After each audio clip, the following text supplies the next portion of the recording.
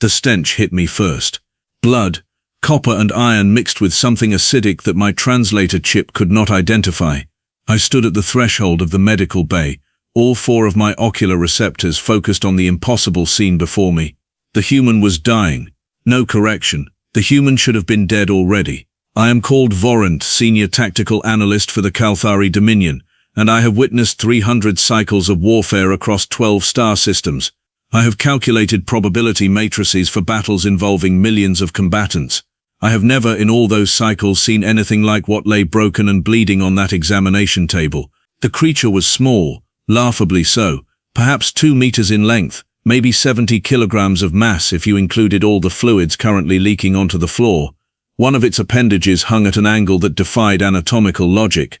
3 parallel gashes crossed its torso, deep enough that I could see the white of bone beneath. And yet it was conscious.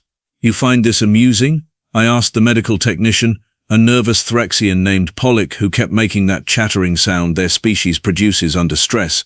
No, honored analyst, not at all. It is just that the human keeps talking. Yes, honored one. Despite the injuries, despite the sedatives we administered, it continues to communicate. I moved closer, my claws clicking against the metal deck plating. The human's eyes tracked my movement. They were an unusual color, something between brown and green, and they held an expression I had seen before in the moments before prey animals accept their fate. Except this particular expression also contained something else. Defiance, water, the human croaked. Its voice was rough, damaged. You guys got any water around here, or do you all just photosynthesize or something? Pollock looked at me with confusion radiating from every one of his sensory stalks. I gestured toward the hydration dispenser. Give it the liquid. The human drank, slowly, carefully. Then it laughed, actually laughed. The sound was wet and painful, but unmistakably genuine amusement. Let me guess, it said, you are the big boss? The one who gets to decide if you dissect me, or just space me. Love what you have done with your face, by the way. Very symmetrical, really sells the whole terrifying alien predator vibe. My translator struggled with several of those phrases. I am Vorenth. You will answer my questions. Will I? The human shifted slightly, wincing. See, thing is, I am pretty sure I am already dead.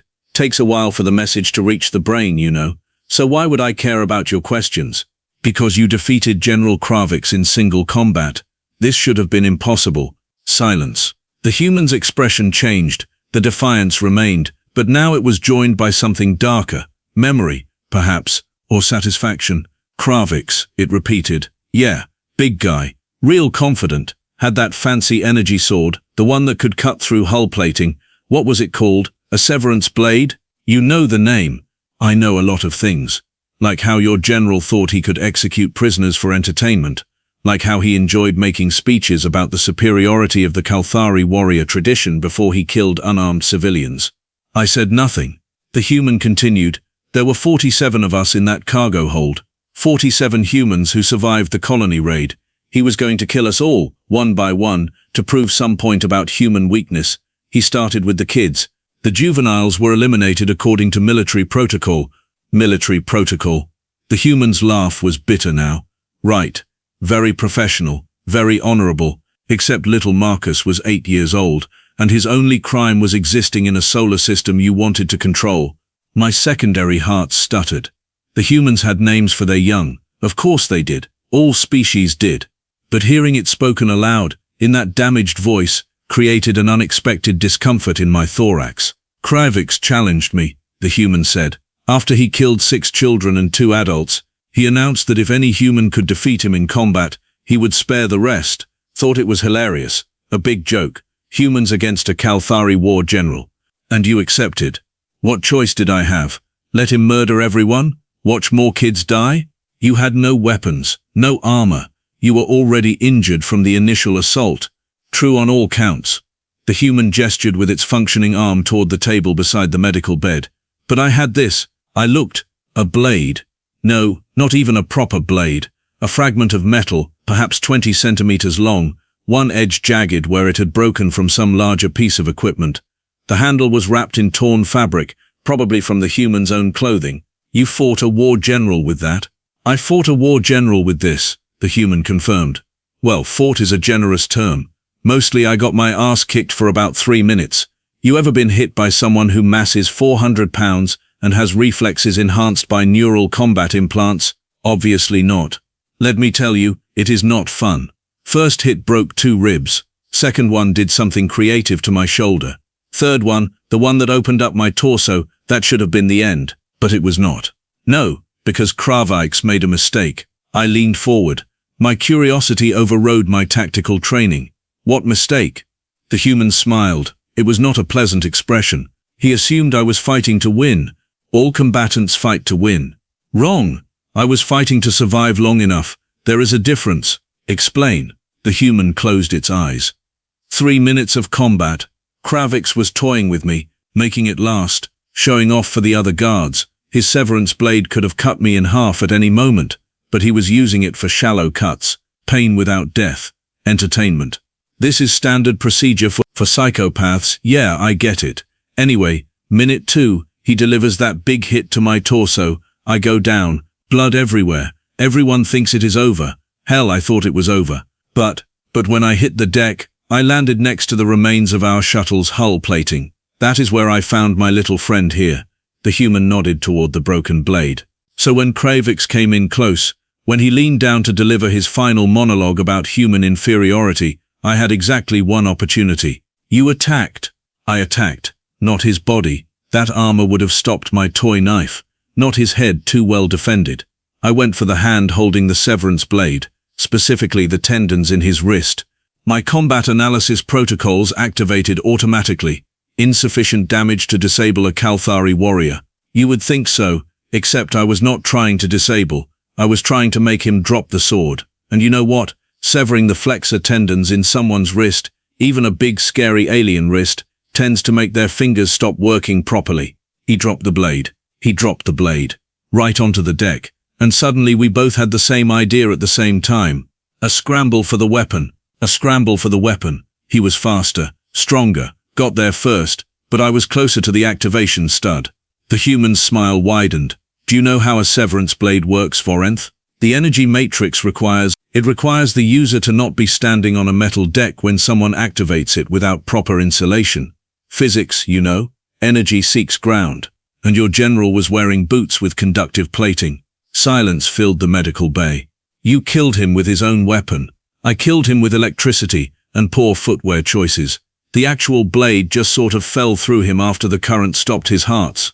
Pollock made a sound like escaping steam. Even I felt my dorsal plates rising in involuntary response.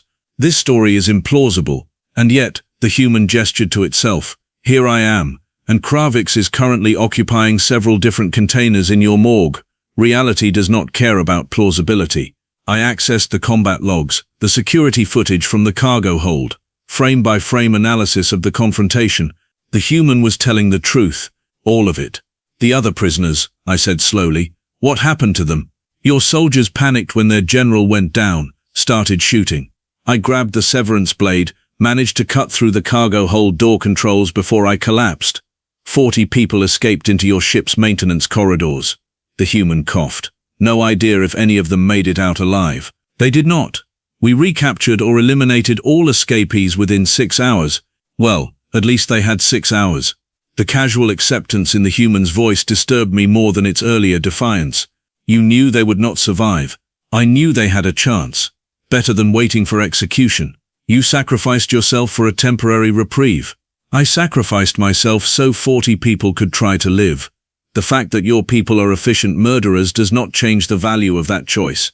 I stepped back, ran probability calculations, analyzed behavioral patterns. You are still dying, I observed. Yup, medical science is great, but there are limits. I give myself maybe another hour before something vital stops working. Yet you continue to speak, to maintain consciousness. Why? The human met my gaze, all 4 of my eyes against its 2, because every minute I am alive is a minute Kraavix is dead, and that honored analyst is a trade I will make every single time. Pollock interrupted. Honored Vorenth, the Supreme Commander has requested your presence. They wish to discuss the incident. Tell them I require additional time. They were quite insistent. Tell them I am conducting critical intelligence gathering from the human prisoner. Pollock scurried away, his sensory stalks drooping with anxiety. The human watched this exchange with interest. You are risking something by staying here. I am performing my function. Your function is to talk to a dying human about how he shanked your boss? My function is to understand battlefield anomalies. You represent the largest anomaly in my 300 cycles of analysis. Well, I am honored, I think. Hard to tell with you people. Why did Kraavix offer the challenge? The question emerged before I could analyze its relevance. He could have simply executed all prisoners without ceremony. The human considered this. Pride, maybe? Your people seem big on that. Or maybe he just wanted to make absolutely sure we understood how helpless we were. Nothing says dominance like beating someone to death in front of their friends. The Kalthari Dominion values strength in combat. The Kalthari Dominion values cruelty and calls it strength. There is a difference. You presume to judge our culture. I presume to judge anyone who kills children and calls it military necessity. We stared at each other. The medical equipment beeped steadily, tracking the human's declining vital signs. What is your name? I asked. The human blinked. What? Your designation, your name. Why do you want to know? Protocol requires documentation of all combat encounters. Right. Protocol. The human was quiet for a moment. Lieutenant Marcus Webb, formerly of the United Earth Colonial Defense Force, currently bleeding out in an alien medical bay. Marcus, the same name as the juvenile Kraavix had killed. A familial designation, I said. My son's name, yeah, he would have been 9 next month. Marcus's voice dropped. Guess he is still 8, forever 8. The weight of that statement settled over the room like radiation. I am sorry for your loss. Marcus laughed. That wet, painful sound again. You are sorry. That is rich. Your people killed him. Your general executed him for entertainment. And you are sorry. I did not give the order. But you served the same system that did. Truth. Undeniable truth. I had no response. The medical equipment's beeping changed rhythm. Something in Marcus's biology was failing faster now. Looks like we are about done here, Marcus observed. Any other questions for your anomaly analysis? How did you maintain combat effectiveness with those injuries? Spite, mostly. Also adrenaline. Human bodies are pretty good at ignoring damage when properly motivated. And the motivation was revenge. The motivation was making sure one less monster gets to hurt people. Pollock returned, more agitated than before. Honored Vorenth, the Supreme Commander demands your immediate presence. They are quite angry. I looked at Marcus, at the broken human with the broken blade who had killed the unkillable. Go, Marcus said. Your boss is calling. Would not want you to get in trouble on my account. You have approximately 43 minutes remaining based on current blood loss rates. Then I guess I had better make them count. I turned to leave, stopped, turned back. What will you do with the remaining time? Marcus smiled. Not the bitter smile from before, something softer. I will think about my son, about his laugh, about the way he used to fall asleep reading adventure books, about everything your people took from this universe when they took him from it. And then I will die knowing I killed the bastard who murdered him. Not a bad way to go, all things considered. I left the medical bay. The door sealed behind me with a hiss of pressurized air. In the corridor, I paused, accessed the security network, located the camera feed for the medical bay. Marcus lay on the table, eyes closed, that broken blade clutched in his remaining functional hand. The beeping continued, steady, defiant. For now, I proceeded to the Supreme Commander's office, my tactical mind already composing the report that would explain the inexplicable, how a wounded human with a broken blade had defeated the greatest war general in the Kalthari Dominion. The truth, I suspected, would satisfy no one. But it was the truth nonetheless. The Supreme Commander's office occupied the central hub of the warship, a circular chamber designed to project authority through sheer geometric precision. 4 viewing ports displayed the void outside, stars streaming past as we maintained orbital position over the smoldering remains of the human colony. Commander Veshrak sat behind a desk carved from a single piece of Thalosian stone, a material harder than military-grade armor plating. Everything about the commander's presentation screamed permanence and power. None of it impressed me anymore, not after watching a dying human laugh in the face of extinction. Analyst Vorenth, Veshrak's voice carried the harmonics of command, each syllable precisely modulated for maximum impact. You kept me waiting. My apologies, Supreme Commander. The prisoner required extensive interrogation, The prisoner is a dead thing that happens to still be breathing. What intelligence could possibly justify delaying this meeting? I settled into the designated position, my posture automatically adjusting to the subordinate configuration. 300 cycles of military protocol operating on reflex. The human, designated Marcus Webb, provided tactical information regarding the combat encounter with War General Kraavix. Tactical information. Veshrak's sensory ridge flared with irritation. The entire incident was recorded on 12 different security systems. We have complete visual documentation of our most decorated war general being killed by vermin. What information could the vermin provide that the recordings do not? Context. Supreme Commander. Motivation. Strategic intent. Strategic intent. It was a brawl in a cargo hold, not a military operation. With respect, Commander, it was an execution that became a combat scenario due to General Kraavix's decision to offer single combat to the prisoners. Silence. Veshrak's claws extended slightly, scratching minute grooves into the Thalosian stone, a tell that indicated rising anger levels. You question the General's tactical judgment? I question the outcome, Supreme Commander. Kraavix engaged in unnecessary risk exposure for unclear strategic benefit. The result was his death and the temporary escape of 40 enemy combatants. Temporary being the operative term, all escapees were neutralized. After 6 hours of corridor fighting that resulted in 17 casualties among our security forces and significant damage to 3 bulkhead sections, the claws dug deeper. What is your point, analyst? My point is that the human should not have won. Every combat algorithm, every probability matrix, every analysis protocol indicates that the confrontation should have ended with Kraavix's victory within seconds, yet it did not. Luck. Random chance. Statistical anomaly. I do not believe in luck, Supreme Commander. I believe in variables, and the human represents a variable we have not properly calculated. Veshrak stood, all 3 meters of armored bulk rising from behind the stone desk. Then calculate it now. Explain to me how a wounded, unarmed human killed a war general equipped with a severance blade and 50 years of combat experience. I accessed my analysis files, projecting the relevant data onto the chamber's display screens. Webb exploited 3 critical vulnerabilities. First, Kraavix's overconfidence led him to extend the combat duration unnecessarily. Second, the general's focus on entertainment value created openings in his defensive positioning.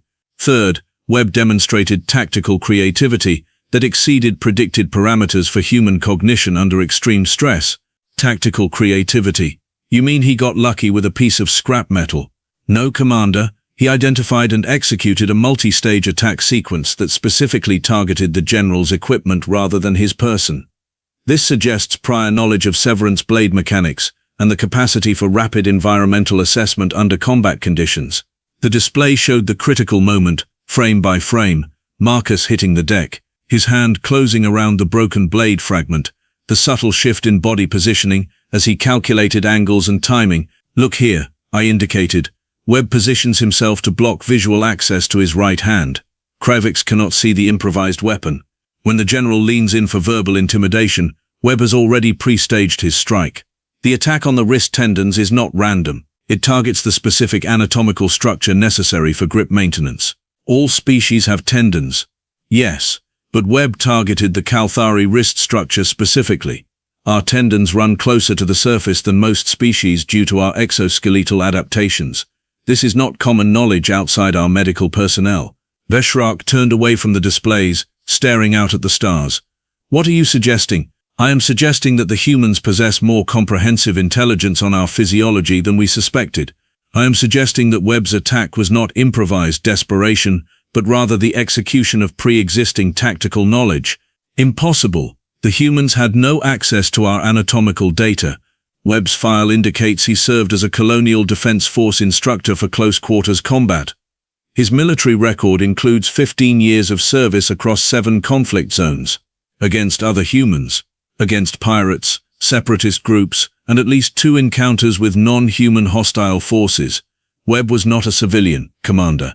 He was a trained combat specialist who happened to also be a parent. The weight of that statement settled between us. You are telling me Kraavix challenged a human soldier and lost. I am telling you Kraavix challenged a human soldier who had already watched his child die and therefore had nothing left to lose. Those are very different combat parameters. Veshrak's claws retracted, a sign of consideration. Continue your analysis.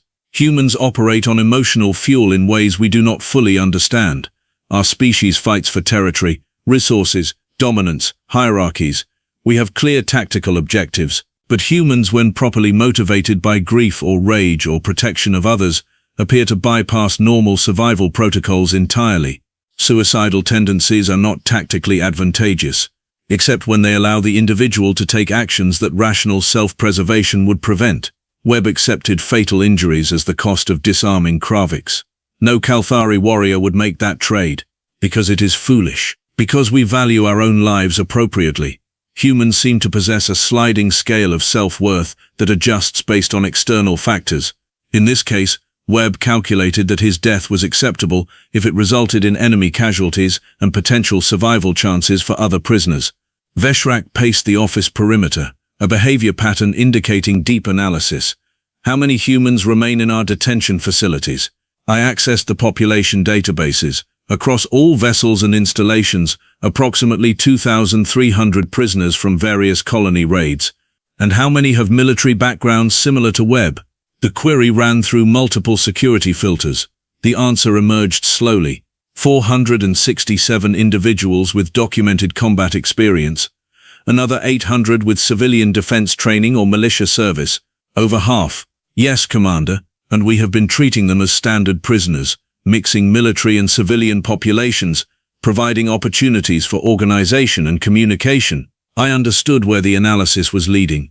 If the humans are capable of coordinating resistance efforts using imprisoned soldiers as leadership cadres, then every detention facility becomes a potential combat scenario. Veshrak completed the thought.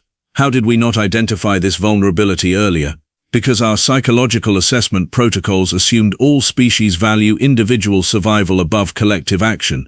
The humans consistently violate this assumption. Show me the medical bay feed. I established the connection. The screen flickered, displaying Marcus on the examination table. His vital signs had deteriorated significantly. Pollock stood at a respectful distance, monitoring equipment that was now essentially tracking a countdown to death. Marcus was still conscious, still holding the broken blade. What is he doing? Veshrak asked. Maintaining awareness until the end. Why? I do not know, Commander. I asked him the same question. He said every minute he remains alive is a minute that Kraavix stays dead. Spite, or principle, the distinction may not be relevant. We watched in silence as Marcus's chest rose and fell with increasing difficulty. His eyes remained open, staring at something we could not see. Memory, perhaps, or imagination. I want a full tactical review of all detention protocols, Veshrak said quietly. Separation of military and civilian prisoners. Enhanced security for any humans with combat backgrounds. Immediate termination authorization for any signs of organized resistance. Acknowledged. And Vorenth? Yes, Commander. I want you to return to the medical bay, extract any additional intelligence from the human before he expires. Specifically, I want to know if there are coordinated resistance plans among the prisoner population. I hesitated. An unusual response for me. Analysis should be clean, detached, objective, but I had looked into Marcus Webb's eyes. I had heard him speak his dead son's name. Commander, I do not believe further interrogation will yield useful intelligence. Webb is beyond the capacity for coherent information transfer. Then observe, document, provide me with a complete psychological profile of human behavior in extremis. If we are going to be fighting these creatures across multiple systems, I need to understand how they think when they are dying. Understood. I left the office, my mind processing multiple analytical threads simultaneously, tactical implications, strategic vulnerabilities, resource allocation for enhanced detention security. None of it seemed as important as it should. The corridor back to the medical bay stretched longer than I remembered. My claws clicked against the deck plating in a rhythm that reminded me of the monitoring equipment, that steady beat tracking Marcus's decline. Pollock jumped when I entered. Honored analyst, I did not expect your return. The Supreme Commander requests continued observation of the prisoner. Of course, although I must report that the human's condition has deteriorated significantly, he may not survive another 10 minutes. I moved to the bedside. Marcus's eyes tracked my movement, but more slowly now. The green-brown color had faded to something duller. Back again, Marcus whispered. Must be a slow day for tactical analysis. I am required to document human psychological responses during terminal medical events. Terminal medical events? You mean dying? Yes, could have just said that. We humans appreciate directness, especially when we are dying. His breathing hitched. Pain crossed his face like weather. Do you require chemical assistance for pain management? I asked. Little late for that. Besides, I want to feel this. You want to experience pain? I want to feel everything until the very last second. All of it. The good memories, the bad ones, the physical sensations. Because once I am gone, that is it. No more feeling anything. You believe consciousness ends with biological death. Do you believe something different? I considered the question. Kalthari philosophy suggests that warrior spirits join the eternal battle in the void beyond. Those who die with honor become part of the collective strength that guides future generations. Marcus made a sound that might have been a laugh. Sounds nice. Probably nonsense, but nice nonsense. You do not believe in continuation beyond death? I believe in what I can measure and verify. Everything else is hope dressed up as certainty. He coughed, and something dark flecked his lips. But I hope I am wrong. I hope there is something after, because I really want to see my son again. The monitoring equipment's rhythm changed. Faster now. Irregular. You are experiencing cardiac arrhythmia, I observed. Is that what we are calling it? Feels more like my chest is trying to escape through my throat. The end will come soon. Good. I am tired, Vorenth. Tired of hurting. Tired of being angry. Tired of living in a universe where children get murdered for territorial expansion. War requires difficult choices. War requires monsters. You people just happen to be really good at it. I should have felt anger at that. Offense. Something. Instead, I felt nothing. Or perhaps I felt something I had no framework to process. Why did you tell me about your son? The question emerged without analytical justification. Marcus's eyes focused on me with surprising clarity. Because I wanted someone to know, even if that someone is part of the species that killed him. I wanted one person in this horrible situation to understand that Marcus, age 8, existed, that he mattered. That his life had value beyond being a casualty statistic in your conquest database. I will include his designation in my report. Will you? Marcus smiled faintly. Will you write that Lieutenant Marcus Webb, human, killed War General Kraavix to avenge his 8-year-old son Marcus, who enjoyed adventure books and had his whole life ahead of him? That information is not tactically relevant. No, I guess it is not. The beeping slowed, steadied, each pulse weaker than the last. I am curious, Marcus said, his voice barely audible now. Do you have children, Vorenth? Kalthari reproduction occurs in specialized breeding facilities. Genetic material is contributed, offspring are raised communally. I have donated genetic material 7 times, but you have never met them. That is not how our society functions. Then you do not know what you took from me. You cannot possibly understand. No, I admitted, I cannot. At least you are honest about it. Silence. The equipment marked time in electronic increments. Vorenth? Marcus's eyes were closing now. Do me a favor. If it is within my capacity, remember this. Remember that humans do not forgive what you people do. We do not forget, and we do not stop coming. You are one individual. Your species has lost this conflict. This battle, not the war. There are billions of us out there, and every single one of them is somebody's parent, somebody's child, somebody's reason to fight until the last breath. That is tactically inefficient. That is what makes us human. The final beep stretched into a continuous tone. Marcus Webb, Lieutenant, United Earth Colonial Defense Force, father of Marcus Webb Jr., age 8, stop breathing. I stood beside the examination table for what the chronometer indicated was 4 minutes and 17 seconds. Pollock approached cautiously. Honored analyst, should I prepare the remains for disposal? No, prepare them for military cremation protocol. But it is only a human prisoner. It is a combatant who defeated a war general in single combat. That earns recognition under Kalthari military tradition. The Supreme Commander may not approve such. I will handle the Supreme Commander. You will prepare the remains appropriately, and you will include this in the cremation container. I placed the broken blade beside Marcus's body. Pollock's sensory stalks quivered with confusion, but he made no further protest. I returned to my analysis station, sat before the data screens, and began composing my report. Tactical assessment. Human combat capability analysis. Subject, Lieutenant Marcus Webb, UECDF. Conclusion: human military personnel demonstrate capability for tactical adaptation that exceeds predicted parameters. Emotional motivation systems allow for combat effectiveness beyond standard survival protocols. Recommend immediate revision of prisoner handling procedures and combat threat assessment matrices. Secondary conclusion: the human species possesses organizational capacity for extended resistance campaigns. Individual willingness to accept mortality in exchange for enemy casualties suggests potential for asymmetric warfare on scales we have not previously encountered. Recommendation: full strategic review of ongoing human conflict. Current victory projections may require substantial revision. I paused, stared at the screen, added one more line. Note: subject's final words indicated that human resistance will continue regardless of tactical losses. This analyst calculates significant probability that the Kalthari Dominion has underestimated the threat level represented by this species. The cursor blinked, waiting. I thought about Marcus holding his broken blade, about the way he smiled when speaking his son's name, about how he used his last breaths not to beg for mercy, but to ensure someone remembered. I deleted the last line, typed a new one. Note: this analyst believes we have made a critical strategic error. The humans are not prey. They are predators who have been given reason to hunt us. I transmitted the report. 3 days later, the Supreme Commander issued new directives: enhanced security, prisoner segregation, accelerated interrogation protocols for military captives. None of it would matter. I knew that now, because I had watched a wounded human with a broken blade defeat the best warrior our species could produce.